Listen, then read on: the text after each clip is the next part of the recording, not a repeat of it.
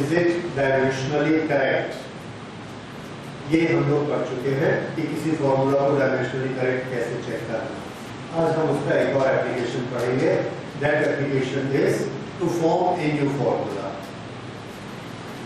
When we know that a certain quantity depends upon different quantities, one derived quantity depends upon different quantities, then what should be the relation between them? उनका formula कैसे बनाते हैं?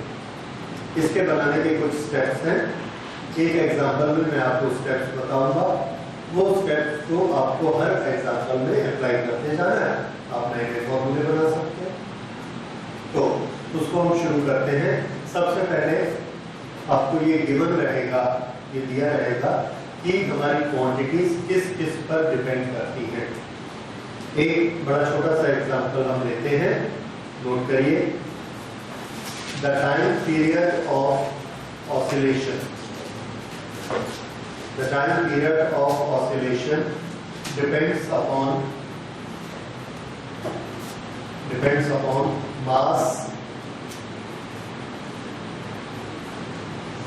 mass of the pendulum, length of the pendulum, bracket में लिखिए L, and acceleration due to gravity G। Derive relation between them, derive relation between these quantities।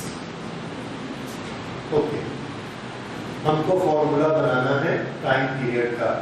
Time किस किस पर depend करता है, ये इसमें दिया है। 3 क्वांटिटीज पर डिपेंड कर सकता है। ओके, तो फॉर्मूला बनाने का स्टेप नंबर 1 देखिए। आपको अपने आंसर में स्टेप नहीं लिखते हैं, याद रखते हैं। स्टेप नंबर 1, हमको फॉर्मूला बनाना है टाइम का। किस किस पर डिपेंड करता है, उसको हमने सामने लिखा mass, length, acceleration due to gravity. ये अगर हमको ये फॉर्मूला बनाना है तो हमको यहाँ सामने क्या लगाना पड़ेगा, इक्वल। हमको दिया क्या गया है, proportional. That time is proportional to mass, length, g, इन पर डिपेंड करता है।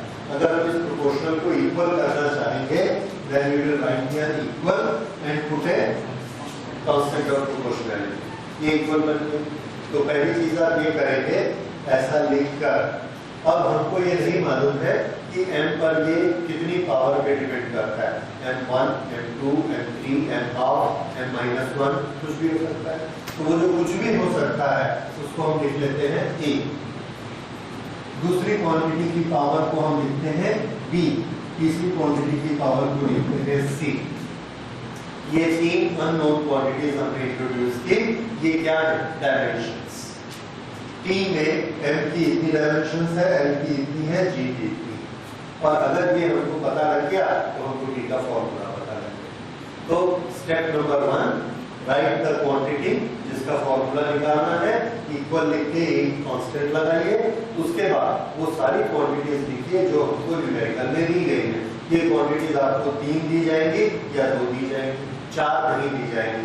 हमारा फॉर्मूला 4 से नहीं बनता है, ये लिमिटेशन 3 तक ही बना सकते हैं। ओके, हमने तीनों क्वांटिटी लिखी जो क्वेश्चन में दी गई थी। ये स्टेप नंबर 1 हो गया। सेकेंड स्टेप में हमको हर एक की डायमेंशंस लिखनी है। तो सेकेंड स्टेप हमने स्टार्ट किया। t क्या होता है, टाइम, और टाइम की डायमेंशन क्या होती है, t। इसमें m की कितनी डायमेंशंस होती हैं, 0, l की कितनी होती है, 0, और t की 1, equal to k is a constant which has no dimensions. तो इसलिए इसकी कोई डायमेंशन नहीं लिखनी है। m इज मास, m, और इसकी dimensions a। l is length और इसकी डायमेंशंस b। g क्या है, g का नाम बोलिए, एक्सीलरेशन ड्यू टू ग्रेविटी। पहला शब्द क्या है, एक्सीलरेशन। तो ये बेसिकली क्या चीज है, एक्सीलरेशन। अगर ये बेसिकली एक्सीलरेशन है तो यहाँ हम डायमेंशन एक्सीलरेशन की लिखेंगे, और वो डायमेंशंस हैं l t - 2 और इसकी पावर कितनी, c। दिस। ओके, ये हमारा सेकंड स्टेप। उसके बाद थर्ड स्टेप देखिए। थर्ड स्टेप में यहां पर हम इसको m को अलग करते हैं, l को अलग करते हैं और t को अलग करते हैं। उसी तरह से अलग करते हैं जिस तरह से ये यहाँ पर m l t, वैसे ही इधर करेंगे m l t। अब इसकी पावर क्या लिखना, तो यहाँ पर हमारे जो तीनों टर्म्स है, तीनों में आप ढूंढेंगे m कहाँ है, l कहाँ है, t कहाँ। m यहाँ पर है, उसकी पावर कितनी, 1। तो यहाँ पर हमने लिख दिया 1। यहाँ पर m नहीं है, यहाँ पर भी m नहीं है, m का खत्म।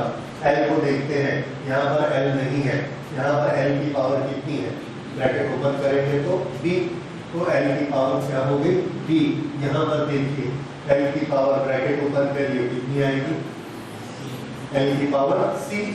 तो जब दो l to the power b and l to the power c का मल्टीप्लिकेशन होगा तो पावर आपस में ऐड हो जाएगी और ये आ जाएगा b प्लस c। ये वाला स्टेप आपको समझना है कि l को आपको हर एक में चेक करना है, m को हर एक में चेक करना है, t को हर एक में चेक करना है। अब t को करते हैं, यहाँ नहीं है, यहाँ नहीं है, यहाँ t की पावर कितनी होगी बोलिए, ब्रैकेट खोल के -2c, c इसमें आ जाएगा तो t की पावर हमने लिखी -2c। ये हमारा नेक्स्ट स्टेप हो गया। ओके, हमने इसमें क्या किया कि ये वाली भाषा को छोड़ के अपनी डायमेंशन वाली भाषा m l t इन तीनों को अलग अलग कर दिया। अब इसके बाद ये किसके बराबर है, m0 l0 and t1।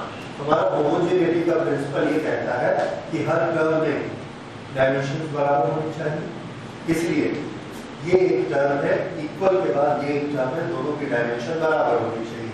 अगर दोनों की डायमेंशन बराबर होनी चाहिए तो हम दोनों को कंपेयर करते हैं और यहाँ लिखते हैं कंपेयरिंग द डायमेंशंस।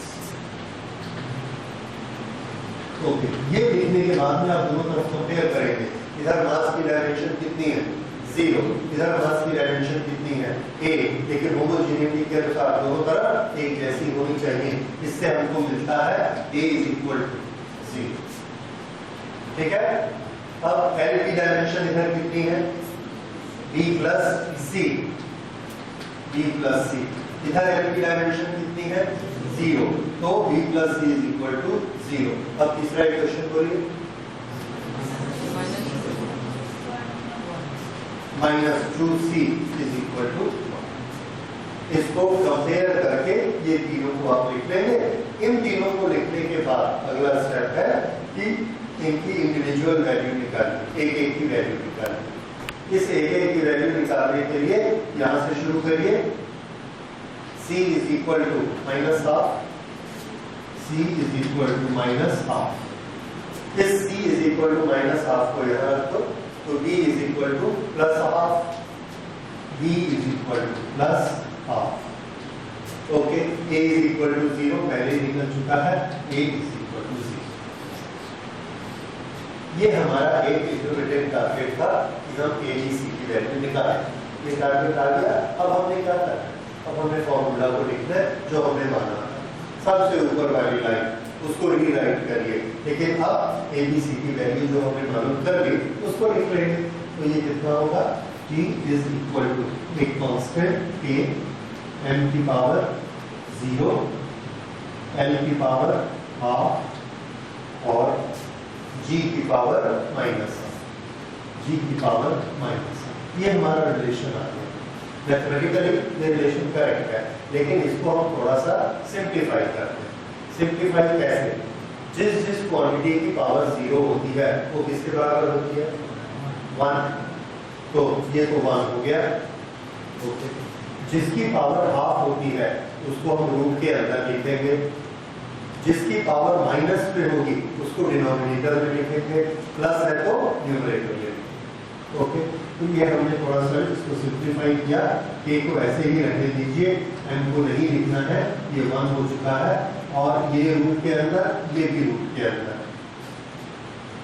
न्यूमरेटर में कौन रहेगा, जो प्लस है। रूट एल और ये क्या आ गया रूट जी, रूट एल अपॉन रूट जी। ये डिनोमिनेटर में क्यों गया? माइनस के कारण, ठीक है। तो ये हमारा फॉर्मूला आ गया P इज इक्वल टू के रूट एल अपॉन जी। इस के की क्या वैल्यू होती है ये हम लोग डायमेंशनल फॉर्मूला से नहीं निकाल सकते। तो हमारे डायमेंशनल फॉर्मूला में दो लिमिटेशन होते हैं, दो कमियां होती हैं। एक ये कि हम के की वैल्यू नहीं निकाल सकते, दूसरा ये कि अननोन क्वांटिटी जो है ए बी सी ये हम 3 से ज्यादा नहीं ले पाते, क्योंकि ये हमारे पास कितने ग्रुप हैं? 3 ग्रुप है, इसलिए हम लोग इसको 3 क्वांटिटी नहीं लेते। साथ में जब आप बड़े बनाएंगे तो हो सकता है उसमें 4 रहेंगे। ये इसके लिमिटेशंस हैं। तो ये इसके स्टेप्स हैं। इस स्टेप्स के बेसिस पे दूसरा क्वेश्चन नोट करिए। ओके, मैं लिखवाता हूँ, उसको बनाइए।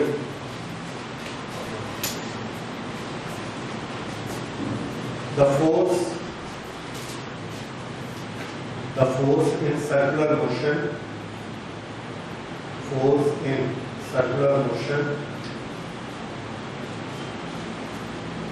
is depending on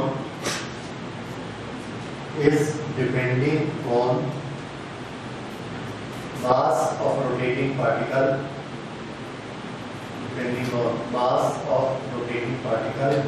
m,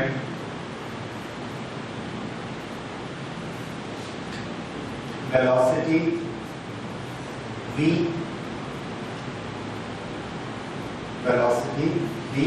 and radius of its circular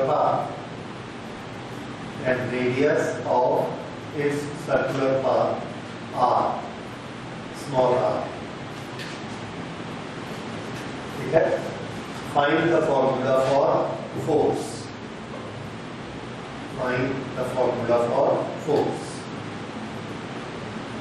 और इसको आप इसी मेथड से बनाएं। क्वांटिटी किस पर डिपेंड करती है? तो हमको दिया गया है force depends upon mass, velocity and radius of rotation.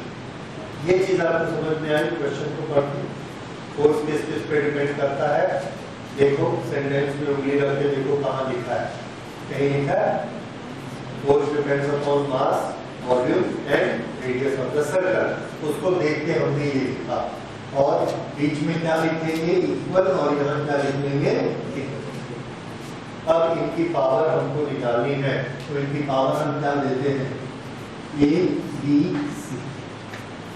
अब हमारा टारगेट क्या है? फाइनली ए बी सी की वैल्यू निकालो और इसमें रख दो, हमारा रिलेशन आ जाएगा। ओके, इसके बाद का स्टेप क्या था? इन सब की डायमेंशंस लिखनी है, तो इन सब की हम डायमेंशंस लिखेंगे। एफ की डायमेंशन क्या होती है? M L T minus 2। P दो डायमेंशंस, एम की एम ए। वेलोसिटी की डायमेंशन बोलिए एल टी माइनस 1, इसकी power B. R is radius, तो रेडियस इज ए लेंथ, और लेंथ की डायमेंशन क्या होती है? L. So this is L to the power C. इससे अगला स्टेप क्या होता है याद है? अगला स्टेप था M, L और T, तीनों के अलग अलग ग्रुप बनाना। तो ये अगला स्टेप हमने ग्रुप बनाया M का, फिर ग्रुप बनाया L का, और ये ग्रुप बनाया T का। अब तीनों की पावर इसमें मिलाकर देखिए। m की पावर a, m नहीं है, तो m की टोटल पावर कितनी हो गई? a। l की बताइए total power? b plus c। Good. t की सोचिए?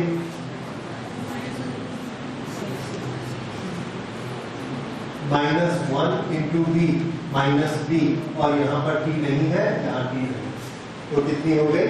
-। ये वाला स्टेप समझ में आया? मेरा ये स्टेप आपको मुश्किल होता होगा, तो ये वाला स्टेप ऐसा हो गया। अब इसके बराबर हमने इधर लिखना है, यहाँ m की पावर कितनी है? 1, l की पावर कितनी है? 1, और t की पावर कितनी है? -1। ये स्टेप। इससे अगला step compare. Compare two sides और प्रिंसिपल ऑफ होमोजेनिटी हमने लगाया by principle of homogeneity compare the two sides. अब दोनों साइड को कंपेयर करके आपको क्या इक्वेशन मिलेंगे बोलिए। पहले m को कंपेयर करिए, क्या देगा ये आपको? a is equal to 1। उसके बाद L को कंपेयर करिए, B plus C is equal to 1। तीसरा कंपेयर करिए, minus B is equal to minus. ठीक है, अब थोड़ा इन तीनों को फटाफट सॉल्व करिए और मुझे A B C की वैल्यू बताइए। A is equal to 1, B is equal to 2। Okay, अगर B इज इक्वल टू 2 है तो C कितना होगा? C is equal to minus 1। बस इन तीनों की वैल्यू यहाँ रखिए, सॉल्व हो गया। क्या चीज? Minus B is equal to minus 2, दोनों तरफ से माइनस कैंसिल किया, B is equal to 2। Okay, अब यहाँ पर हम रखेंगे f is equal to a constant m की power 1, velocity v has a power 2 and r has a power -1 this is equal to. अब प्लस वाले कितने हैं वो न्यूमरेटर में है, माइनस वाले डिनोमिनेटर में चले जाएंगे। तो इसको हमने बनाया 1 लिखने की जरूरत नहीं है, mv² अपॉन r की पावर 1 जिसको नहीं लिखना है तो mv² upon r। This is centripetal force. एक के सामने रहने दीजिए, बाद में लैब में हमने देखा कैलकुलेट करके k की वैल्यू 1 आती है।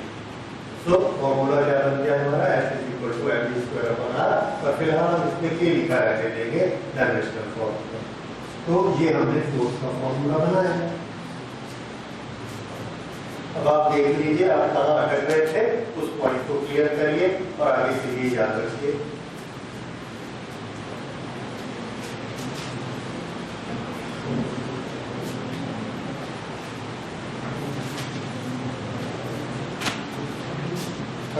ये हो गया सबका।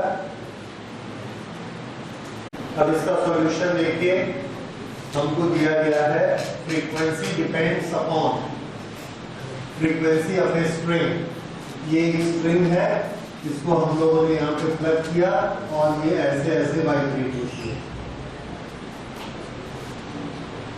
ये जो इसके वाइब्रेशन है, एक सेकंड में जितने वाइब्रेशंस होते हैं that is known as frequency. ये किस पर डिपेंड करता है? पहली चीज आपने क्या लिखी है एबीसी देने के लिए? Frequency depends upon attention, mass per unit. Okay, K depends upon tension T इसकी power A, then it depends upon mass B and length C। यहाँ से हमें स्टार्ट करना है। ओके, डायमेंशंस लिखनी है। अगला स्टेप, इसकी dimension T -1 M0 L0। A no dimension, T tension force, M L T -2 A। M is mass per unit length, mass per unit length को क्या लिखना है ml -1 B और length L to the power C। यहाँ तक सबने किया हुआ। इसके बाद हम इसको करते हैं m की पावर। यहाँ से m की कितनी पावर लेनी है?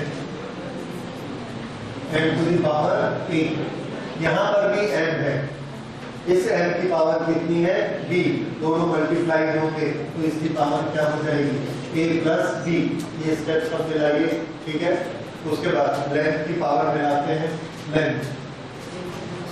लेंथ की पावर यहाँ से कितनी आएगी? a। यहाँ पर कितनी आएगी? -b। और यहाँ पर कितनी आएगी? +c।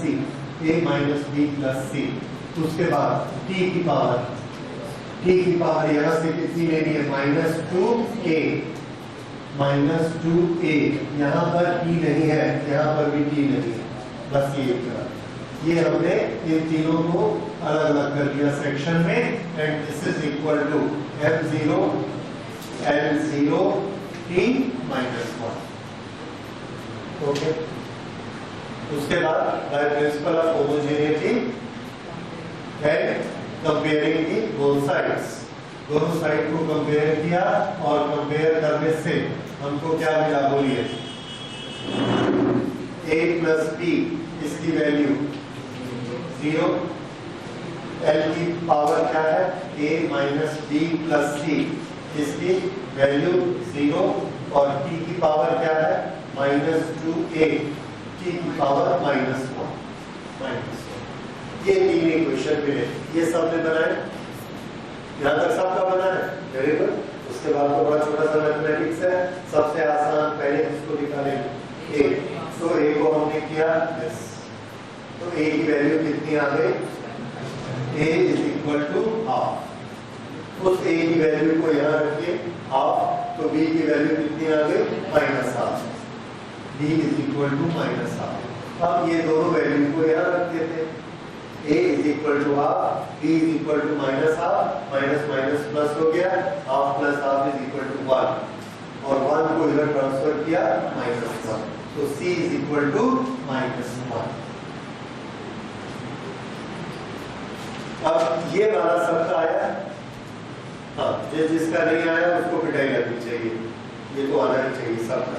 ओके, अगर आपका ये आ गया तो अब आंसर में बात कुछ नहीं रहा, इसको हम लिखते हैं सीधा nu is equal to t to the power a half n to the power b n की पावर माइनस हाफ, और n to the power c n की पावर माइनस 1। अब देखिए हमारे नियम क्या है, प्लस वाले ऊपर माइनस वाले नीचे, जिसकी पावर हाफ है वो रूट के अंदर जाएगा। लेटर शुरू करते हैं k रूट t, n की पावर माइनस डिनोमिनेटर में, और है कितनी हाफ रूट n, l की पावर माइनस 1 अपॉन n। अब इसको और सिंप्लीफाई करते हैं, सिंप्लीफाई करेंगे रूट और रूट, इसको एक ही रूट के अंदर हम रख सकते हैं, 1 अपॉन n को सामने ले आइए, तो this is k upon l root p upon, ये हमारा फॉर्मूला बना फ्रीक्वेंसी का। So frequency is equal to k upon l root p upon n, ये फ्रीक्वेंसी का फॉर्मूला। k की वैल्यू हमको नहीं मालूम है, that we will ascertain in the lab by doing the experiment with different units। बाद में जाके हम लोग पढ़ेंगे k की वैल्यू 2 पाई के बराबर आती है, तो frequency is equal to 2 pi upon l root p upon n। ये बस डोंट बॉदर, अभी हमारा काम इतना ही कि डायमेंशनली फॉर्मूला बनाना, ये बन गया। Is it okay? तो आई होप हम आपसे और फॉर्मूला पढ़ेंगे। इस क्वेश्चन में फोर्स के लिए हमने तीनों चीजों की डिपेंडेंस लिख ली, उसके बाद इनकी यूनिट्स ढूंढते हैं। फोर्स के डायमेंशन हमको लिखनी है mlt minus 2, this is equal to k has no dimension, a is area, area has dimensions of length 2 dimensions, और इसकी पावर कितनी है a।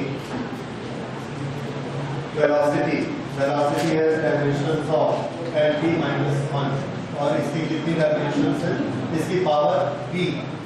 This is mass upon volume, mass upon volume के लिए आप चाहे तो यहाँ लिखे या इसको अलग से करके देख लीजिए, रो मास अपॉन वॉल्यूम, तो ये हो जाएगा m, और ये कितना हो जाएगा l3, this is ml minus 3, तो यहाँ पर हमने लिखा ml minus 3 और इसकी पावर c।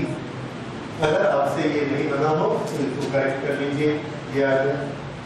अच्छा, दिस इज इक्वल टू, अब अगला स्टेप क्या होता है, m l t के अलग अलग ग्रुप बनाना। तो पहला ग्रुप m, बताइए इसकी पावर कितनी आएगी, यहाँ m नहीं है, यहाँ m नहीं है, यहाँ m की पावर c आ गया। उसके बाद l L की पावर यहाँ है 2 into a 2a, यहाँ L की पावर है b, this is plus b, और यहाँ L की पावर है -3c, तो वी राइट इट -3c। इस तरह से आपको ये पावर यहाँ पे प्लस माइनस करते जाना है। ये L की हो गई। अब उसके बाद t की पावर देखिए यहाँ पर नहीं है, यहाँ पर -b, और यहाँ पर t नहीं है, -b। ओके, इसके बाद हम लेते हैं this is equal to mLt-2। अब मुझे इक्वेशंस बताइए दोनों तरफ कंपेयर करके। m1 किसके बराबर है? c, तो c is equal to 1। Very good, ये सॉल्व होके मिल गया। l की पावर 1 है, वहां से क्या लेना है? qa plus b minus 3c, जिसको किसके बराबर लेना है? 1। t की पावर -2 है और t की पावर -b है, तो -b इज इक्वल टू -2। अब इन तीनों को हम लोग यहाँ कंपेयर करते हैं। देखिए a b c, तो a b की पावर कितनी मिल चुकी, b की वैल्यू कितनी मिल चुकी है? 2। c की वैल्यू 1, c की वैल्यू 1। अब यहाँ पे दोनों की वैल्यू रखिए, b की पावर 2, c की value 2 plus 2 4, -3c is equal to 4 इधर जाएगा, 1 - 4 is equal to -3, -3c is equal to -3, therefore c is equal to 1। तो सॉरी, इसको निकाल रहे हैं हम लोग, a को निकाल रहे हैं, तो यहाँ रख के लिखते हैं 2a प्लस b की वैल्यू रखनी है 2, -3c की वैल्यू रखनी है 1, that is 1 is equal to 1। So 2a minus 1 is equal to 1. 2a is equal to -1 इधर जाएगा +1, this is 2. So a is equal to 2/2, that is equal to 1. इस तरह से आ गई a की वैल्यू 1। a b c आ गई। अब simply इसको हम यहाँ पे रखते हैं। तो फोर्स का फॉर्मूला हमको क्या मिला? K A B रो, और पावर 1 2 1 1 2 1 को लिखने की जरूरत नहीं है। AB² into rho, this is formula for force. इसमें अब आप कहाँ अटक रहे थे उसको देखिए, ताकि अगली बार वैसे पोजीशन पे नहीं अटकना चाहिए। ओके, तो ये क्वेश्चन आपने पढ़ा जैसा इसमें लिखा हुआ है। इसके अनुसार अब हम लिखते हैं frequency depends upon, frequency is equal to a, किस पर डिपेंड करती है?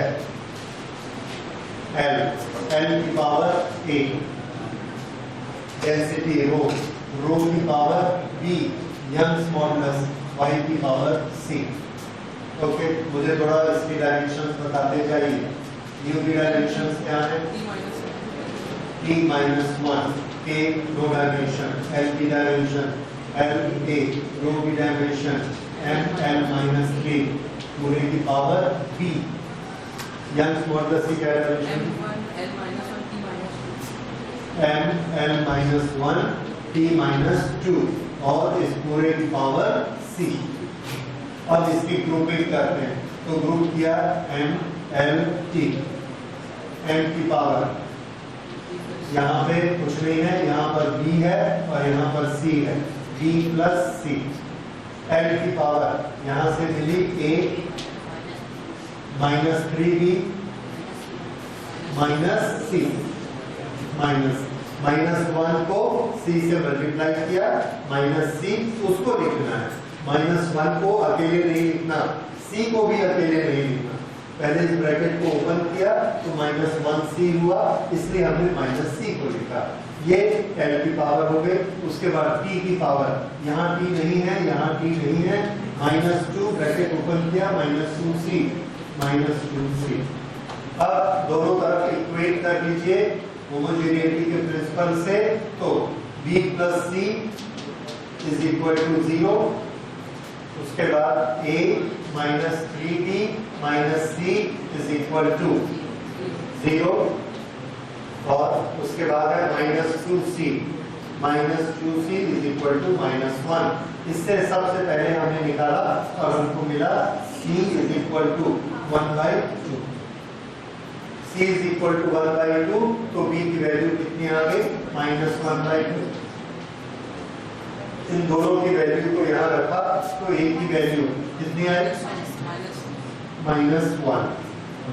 इसके बाद ये तीनों वैल्यू हमने यहाँ पर रख दी तो nu is equal to k l की पावर -1 रो की पावर b दैट इज -12 और y की पावर c y की पावर +12। अब इसको सिंप्लीफाई करना है, प्लस वाले ऊपर माइनस वाले नीचे, तो ये माइनस वाला है ये डिनोमिनेटर में जाएगा, हाफ वाले रूट के अंदर जाएंगे। तो nu is equal to k, l को नीचे आना है k अपॉन l, रूट के अंदर इन दोनों को जाना है। न्यूमरेटर में प्लस वाला रहेगा यंग स्मॉल प्लस और माइनस वाला डिनोमिनेटर में रहेगा, तो ये denominator. So frequency is equal to k upon l root Young's modulus upon l। ये हमारा फॉर्मूला है।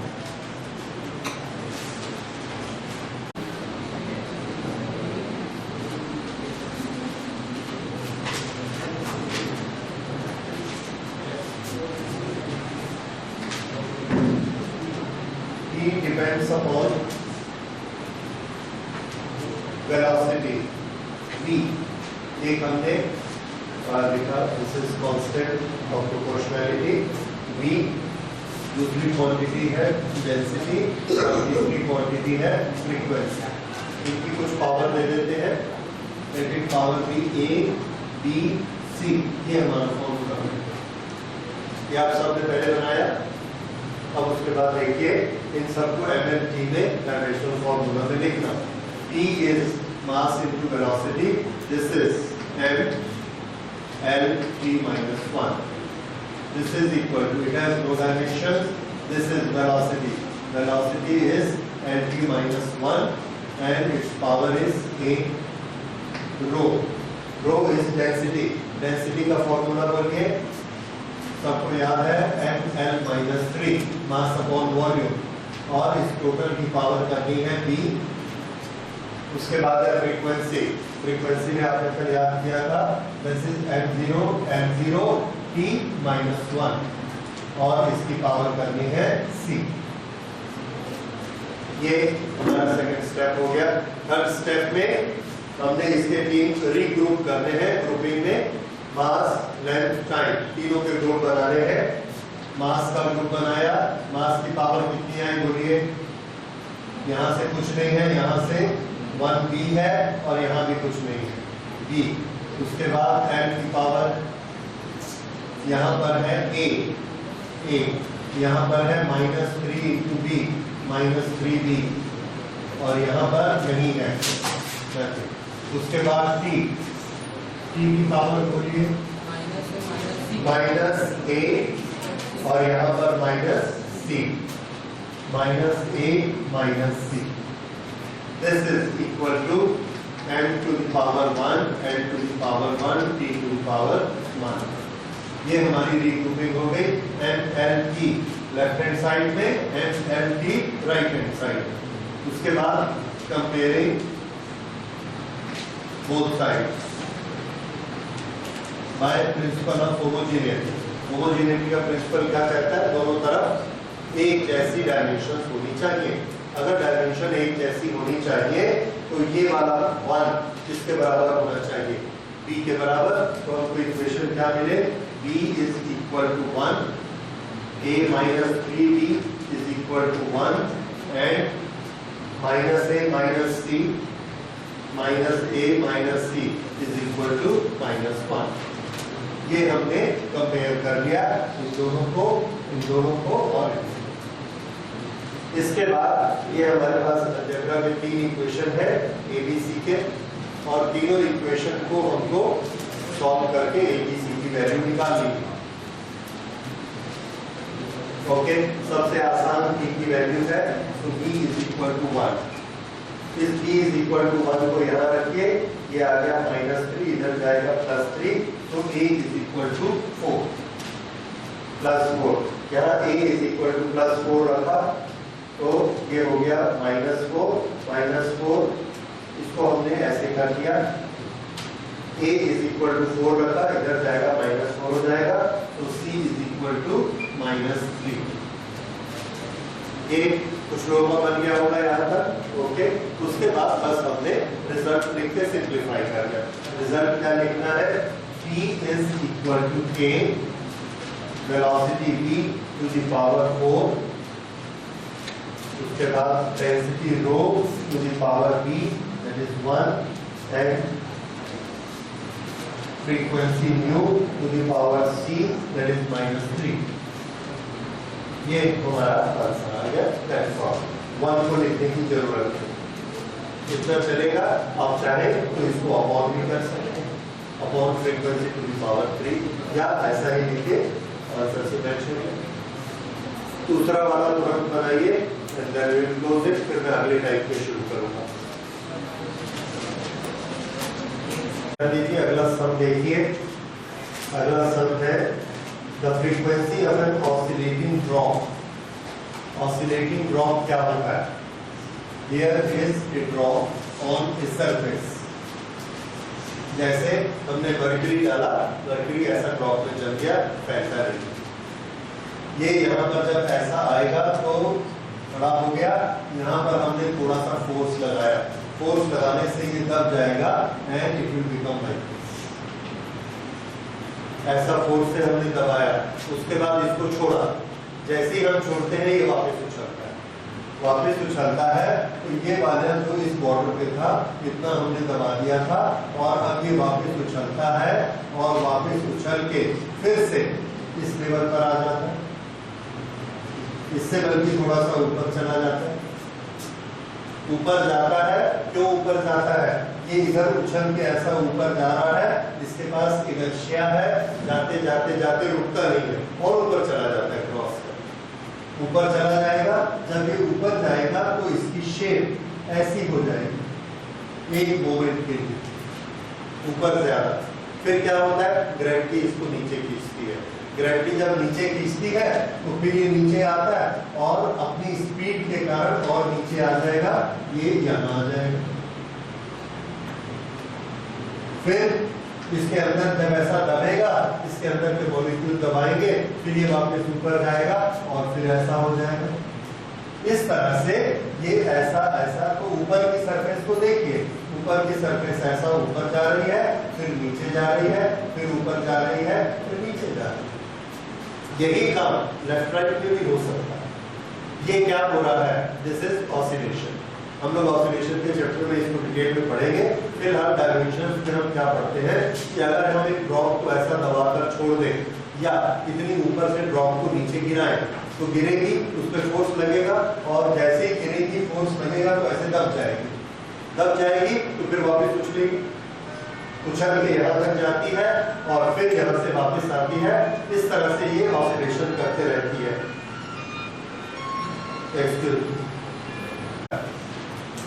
एक सेकेंड में जितनी बार ऑसिलेट होगा उसको क्या बोलेंगे? इसकी फ्रीक्वेंसी ऑफ ऑसिलेशन। ये फ्रीक्वेंसी ऑफ ऑसिलेशन 1 सेकेंड में 10 बार होगा, 20 बार होगा, 5 बार होगा, ये किस पर डिपेंड करता है? तो ये हमारे इस न्यूमेरिकल में दिया गया है that frequency of oscillation of drop, frequency को हम बोलते हैं new.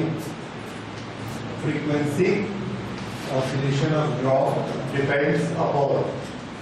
Depends upon radius of the drop. इसका रेडियस कितना बड़ा है? r, so it depends upon radius, then it depends upon density, and it also depends upon surface tension of the liquid, surface tension of the liquid। yes, okay, find the formula dimensionally। अब आपको इसकी frequency का formula निकालना है are, रो और S के terms में। तो ये हमारी स्टार्टिंग हो गई बस। अब इसके बाद बनाइए और आप सब लोगों से 100% बन जाना चाहिए।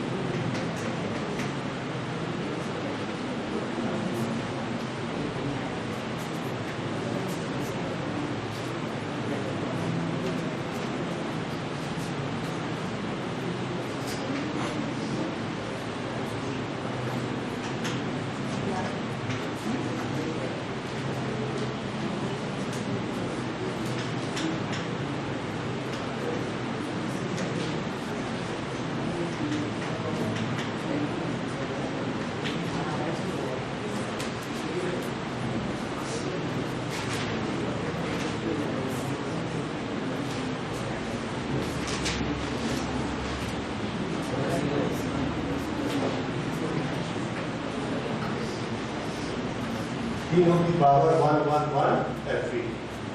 ये ABC आया सबका? ओके, कांस्टेंट लगा।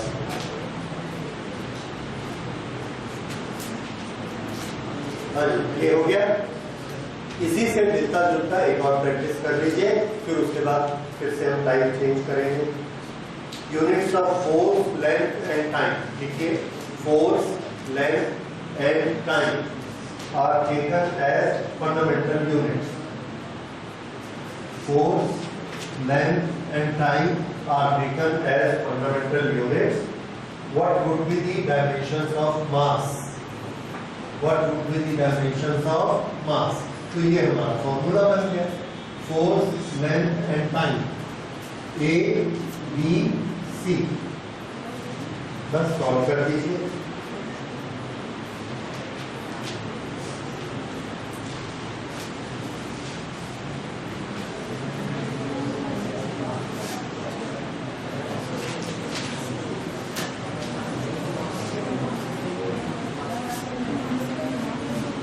तो अभी तक हम लोग बनाते थे force is equal to M N T minus 2, work is equal to so one. अब ये बोल रहे हैं एम, अगर हम इसको यूनिट माने तो एम का फॉर्मूला क्या होगा? मास। आप इससे निकालें। इस तरह के जो भी क्वेश्चन आते हैं फॉर्मूला बिल्कुल सेट रखिए, जिस जिस पर डिपेंड करना है उसको ABC लगा दीजिए बस, और ABC की वैल्यू लगाइए।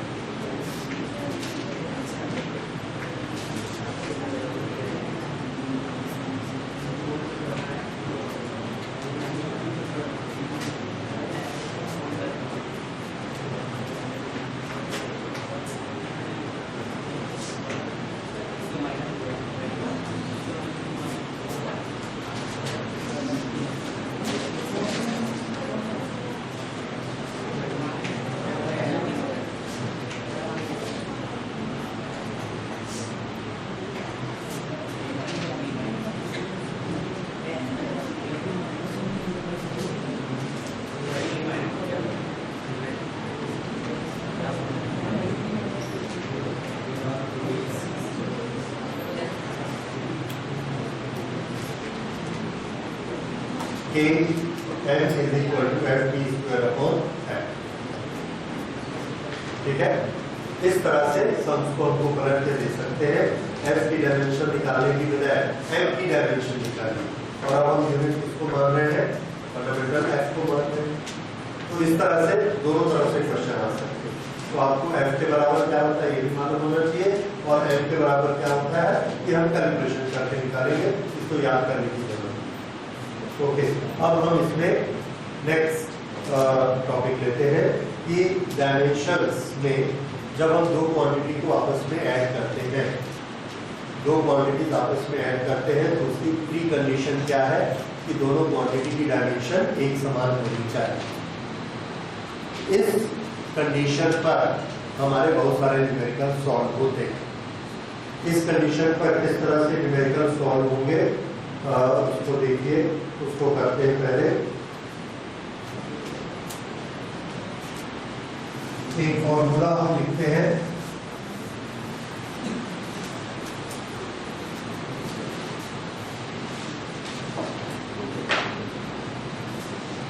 velocity v is equal to a into x, where v is velocity, x is displacement. Then what are dimensions of a? हमको क्या निकालना है, a की डायमेंशंस क्या है। अब हमने अपनी शर्त क्या लगाई, that both sides dimension should be same। तो इधर की डायमेंशन कितनी है, l t minus 1, और इसकी डायमेंशन, a की डायमेंशन हमको नहीं मालूम है, x की डायमेंशन क्या होती है, डिस्प्लेसमेंट या डिस्टेंस की l। अब इसको देखते ही आपको समझ में आ रहा है कि a की डायमेंशन क्या है, t minus 1, तभी तो दोनों तरफ बराबर होगा। ये मैंने सबसे सिंपल एग्जांपल लिया सिर्फ समझाने के लिए। मैथमेटिकली हम इसको कैसा करेंगे, dimensions of a is equal to, ये वाली डायमेंशन को जो मैथमेटिक्स का अलजेब्रा का नियम है उससे रखिए, l minus 1 ये नीचे आ जाएगा divided by l, l cancel, तो a की डायमेंशन कितनी आई, t minus 1। ये तरीका समझ में आया। ओके, अगर आपको ये तरीका समझ में आया तो ये क्वेश्चन बनाइए, x is equal to, x is displacement and x is equal to at square plus bt cube।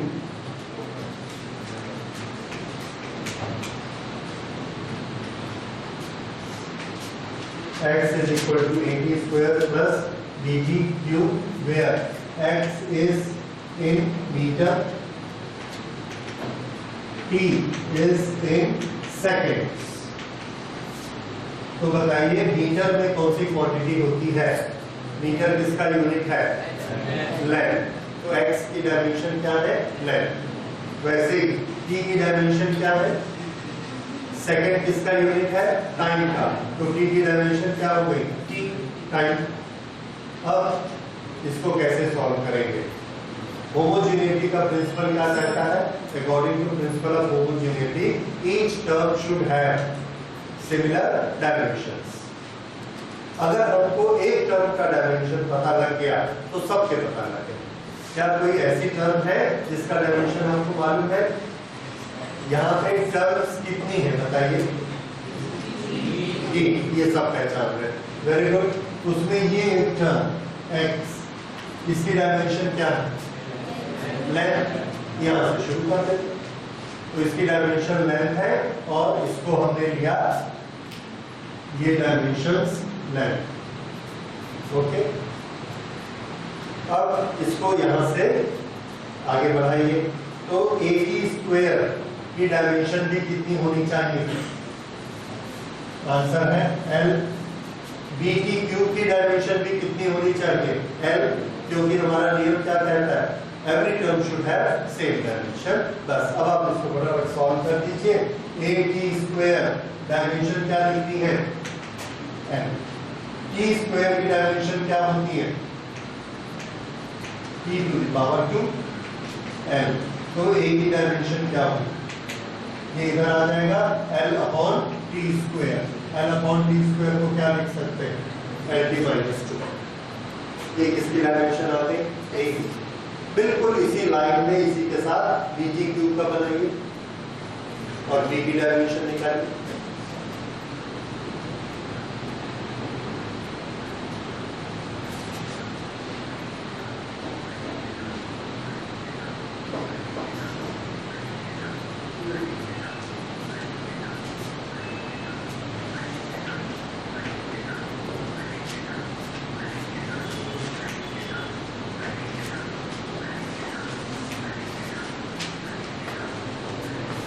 ठीक है, तरीका समझ आ गया सबको कि एक एक टर्म को आप बराबर करते जाएंगे और अननोन क्वांटिटी की और डायमेंशंस निकालते जाएंगे।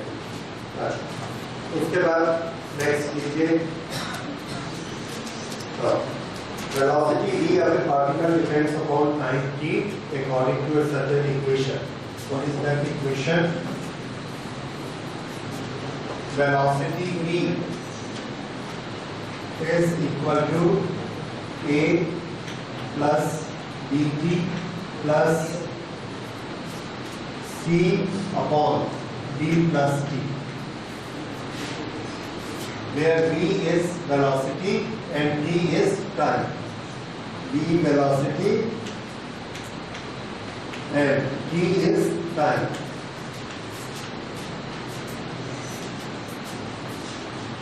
अब इसमें हमको ए बी सी डी चारों की डायमेंशंस निकाल के बता।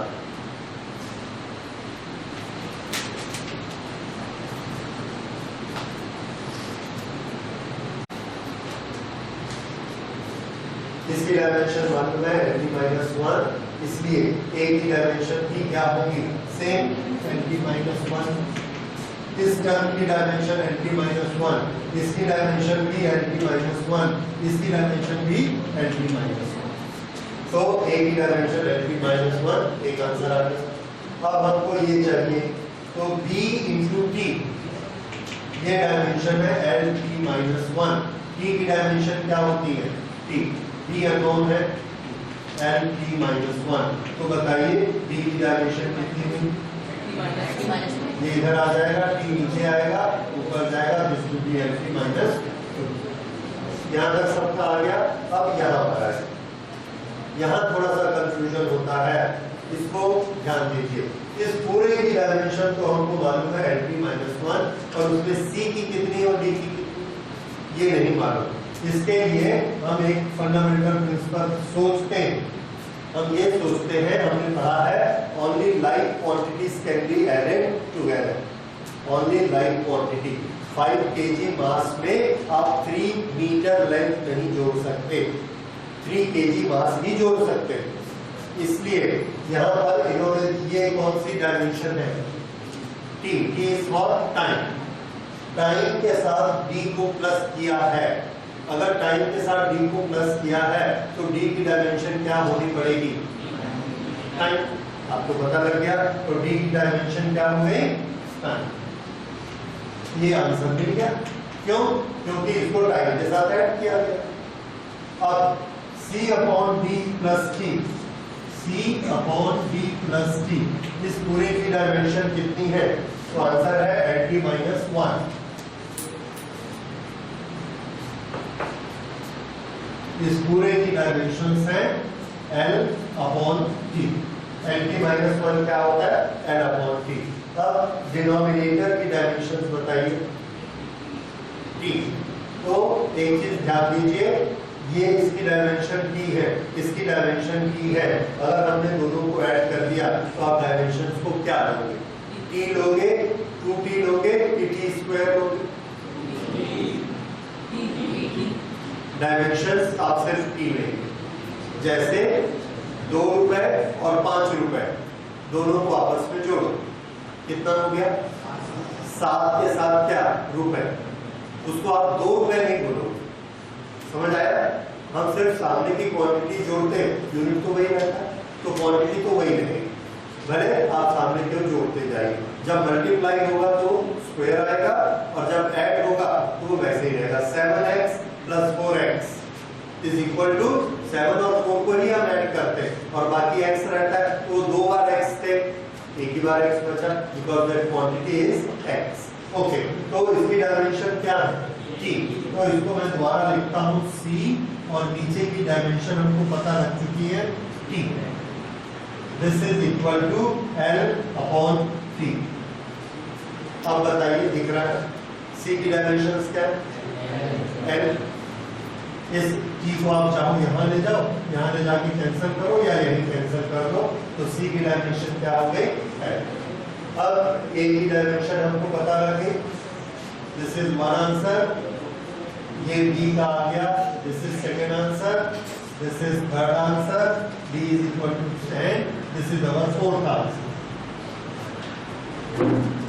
चारों आंसर समझ में आ गया? So this is how we solve this question.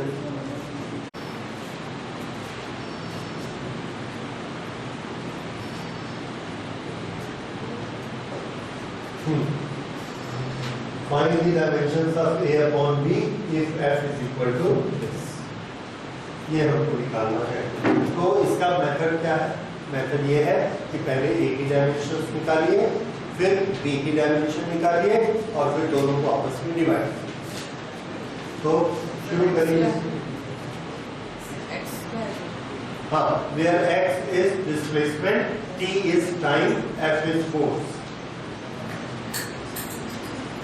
F force,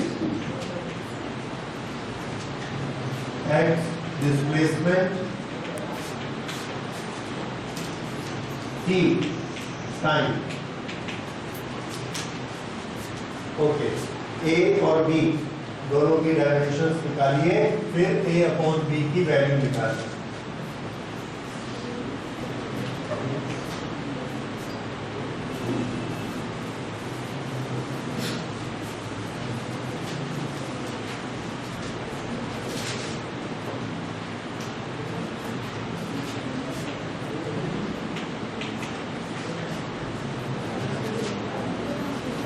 पहले उस टर्म को ढूंढिए जिसकी डायमेंशन मालूम है, तो आपको f की डायमेंशन मालूम, m l t माइनस, इसलिए हर टर्म की कितनी होगी? m l t minus 2, a root x m l t minus 2, a x है डिस्टेंस, l इसकी पावर कितनी लेंगे? Half. This is equal to m l t minus 2, a की dimension आ गई। इसको इधर ले जाएंगे, माइनस हो जाएगा, तो बोलिए कितना होगा? e की पावर क्या लिखो? 1.5 की 2.5? इतना देर नहीं लगना चाहिए। ये प्लस है, इधर जाएगा तो नीचे जाएगा, नीचे से जब ऊपर जाएगा तो माइनस हो जाएगा। तो नियम याद रखिए, प्लस वाला इधर जाता है तो माइनस हो जाएगा। तो ये कितना हो गया? e to the power minus 2.5, 2.5 is 5/2। ये आ गया a की डायमेंशन। l, सॉरी ये l है, मैं नहीं कर दूंगा।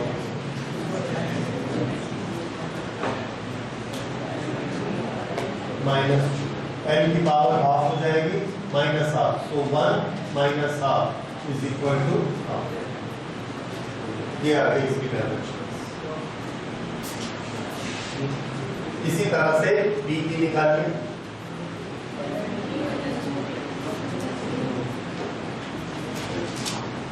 m l t minus 2, this is equal to b t square, b t की पावर 2।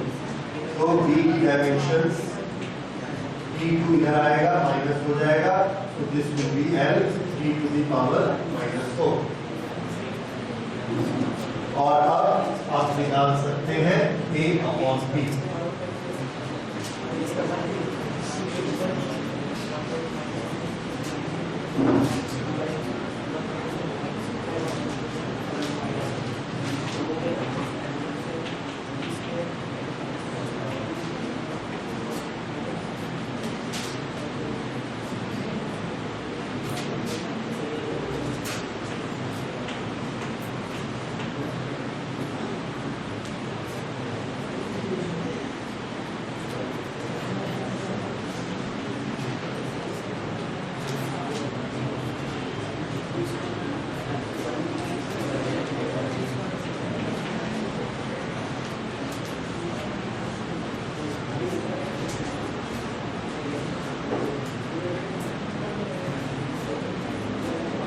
ये a अपॉन b की वैल्यू आ गई।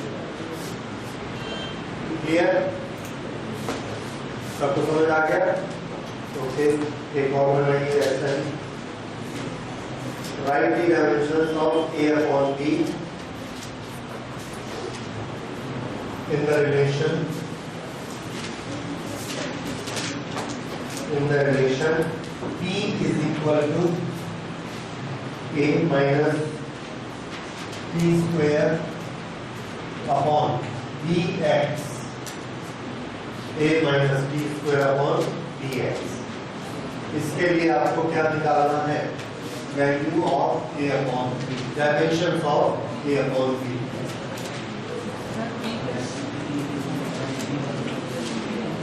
p is momentum,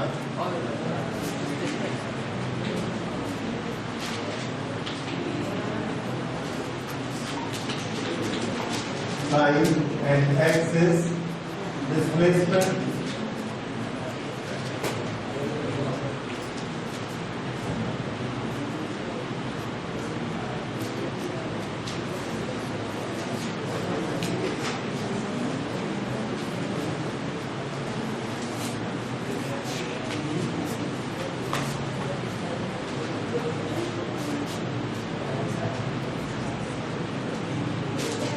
अब a और b दोनों की वैल्यू निकालें। बताइए a की डायमेंशन कितनी?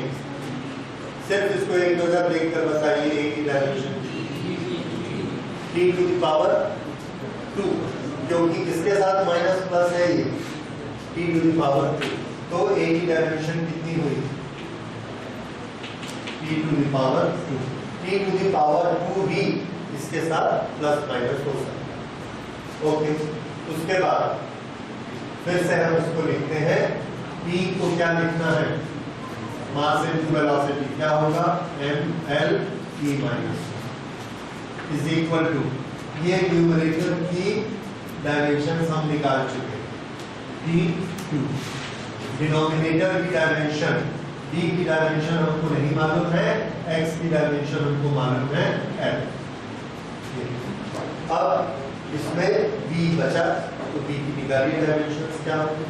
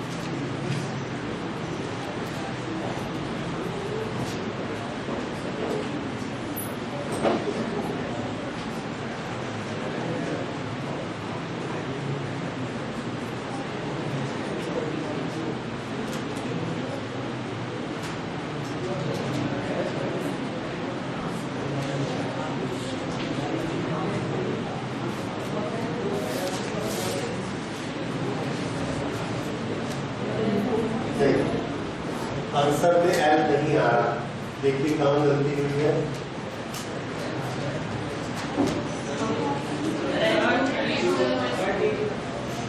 यहाँ पर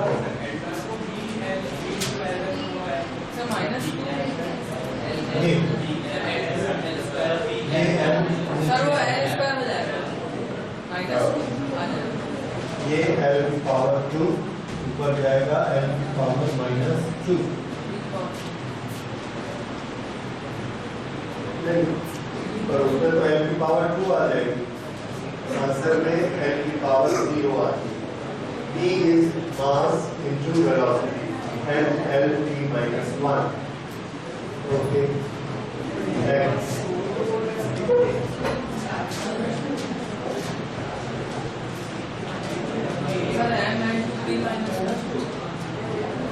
सर वो सही है आपको L2 हो जाएगा, L2 हो जाएगा, so this will be वो -2 था वो -2 and this will be plus।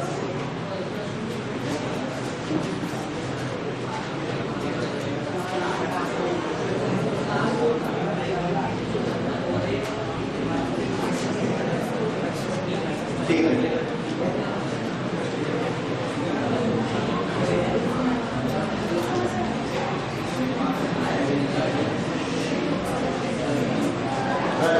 अब इसमें हमने a अपॉन b की वैल्यू निकाली। हमारा क्वेश्चन ये भी हो सकता था कि a इंटू b की वैल्यू निकाली, a इंटू b। बताइए इसकी डायमेंशन क्या हो? ये रहा a और ये रहा b। इन दोनों को मल्टीप्लाई करिए।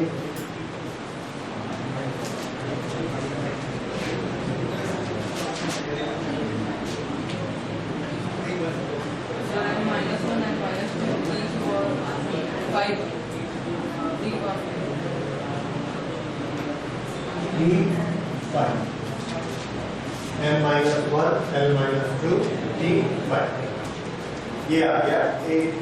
तो हमसे a अपॉन b भी पूछ सकते हैं, a इंटू b भी पूछ सकते हैं।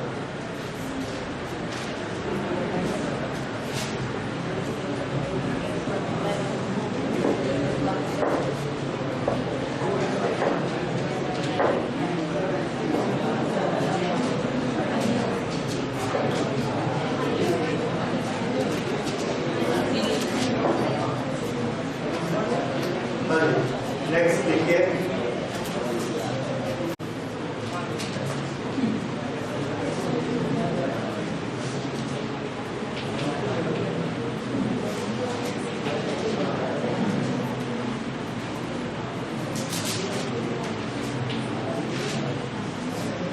थीटा की डायमेंशंस क्या देखिए। Coefficient of elasticity m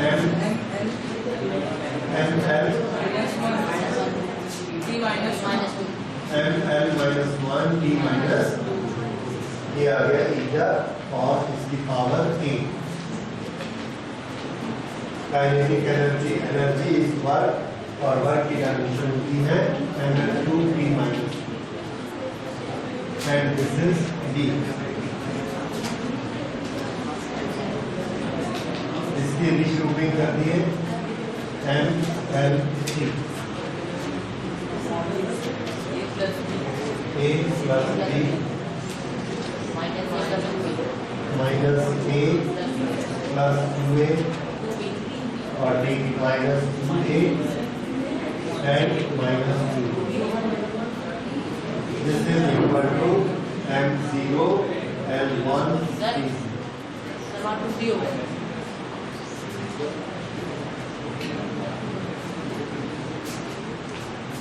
okay, अब कंपेयर किया a plus b is equal to 0. This 1 is equal to minus a plus 2b is equal to 1 or 0 minus 2a minus 2b is equal to 0. This is 0. a plus b is equal to 0. ये तो वही पहले वाला ही है। इन दोनों से हम solve करेंगे, इन दोनों को ऐड कर दीजिए। इन दोनों को ऐड करेंगे, ये और माइनस से कैंसिल हो गया। 3b is equal to 1, therefore b is equal to 1/3। अगर b is equal to 1/3 है तो a किसके बराबर होगा? a is equal to minus 1/3। Sir लेकिन कोएफिशिएंट ऑफ इलास्टिसिटी आप अपन को लेना था, है कोएफिशिएंट ऑफ इलास्टिसिटी को लेना था, तो हम लोग उसको नहीं है, मॉडुलस ऑफ इलास्टिसिटी। ये डायमेंशन, हाँ ये modulus of elasticity, modulus of elasticity और लेना किसको है? Coefficient of elasticity. दोनों में अंतर है,